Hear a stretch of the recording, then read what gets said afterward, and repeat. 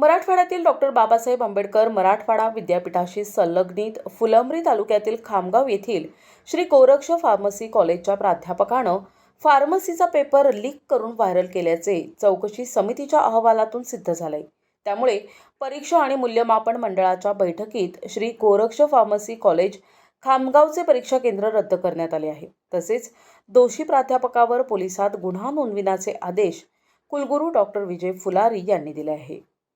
Doctor Babasaheb Ambedkar Marathwada विद्यापीठाच्या परीक्षा आणि मूल्यमापन मंडळाचे संचालक डॉक्टर बाबासाहेब डोळे यांनी पदभार स्वीकारल्यानंतरची पहिली बोर्ड ऑफ एक्झामिनेशनची बैठक 10 जूनला मंगळवारी पार पडली।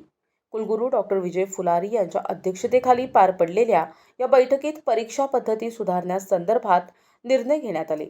नुकत्याच पार पडलेल्या फार्मसीच्या परीक्षेत वाय.बी. चव्हाण फार्मसी महाविद्यालयाच्या प्राध्यापकांनी फार्मसीचा पेपर व्हॉट्सॲपवर लीक झाल्याचं निदर्शनास आणून दिलं होतं। या संदर्भात तीन विद्यार्थ्यांचे मोबाईल जप्त करून त्यांची सुनावणी घेण्यात आली।